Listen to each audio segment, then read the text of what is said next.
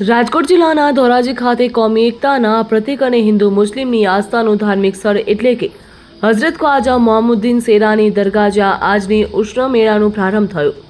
249 ઐતિહાસિક ઉષ્ણ નિયમન વિશાળ સંદલ શરીફ નીકળ્યું હતું અને એ મુખ્ય માર્ગો ઉપર ફર્યું હતું। સમગ્ર રૂટ ઉપર સંદલ શરીફનું હિન્દુ મુસ્લિમો દ્વારા સન્માન કરવામાં આવ્યું હતું।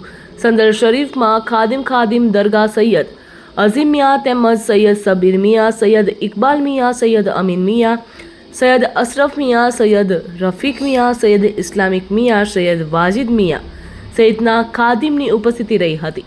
આ સંદલ શરીફ પહેલા દરગાહ શરીફ ખાતે મુસ્લિમ સમાજના વરિષ્ઠ આગેવાનો હાજી ઇબ્રાહીમભાઈ કુરેશીની સમાજ સેવાને કામગીરીને યાદ કરી હતી અને એમના તંદુરસ્ત આયુષ્ય માટે દુઆ કરાઈ હતી। ત્યારે આ 4 દિવસ ઉજવનાર ઉષ્ણ નિયમને ખાદિમ દરગાહ તરફથી દરરોજ ધાર્મિક કાર્યક્રમો યોજાશે ને દર્શનનો લાભ મળશે તો તે માટે વ્યવસ્થા ગોઠવવામાં આવી હતી। આ સંદલ શરીફમાં મુસ્લિમ સમાજના આગેવાનો અને પૂર્વ નગરપતિ કાસમભાઈ કુરેશી, જબ્બારભાઈ નાલબંધ, લઘુમતી ભાજપના બંધુભાઈ ચૌહાણ, દરગાહ શરીફના કમિટીના યાસીનભાઈ ઝુડા, ઇમ્તિયાઝભાઈ ખોખરા, અનવરભાઈ ઇંગાડિયા જોડાયા હતા।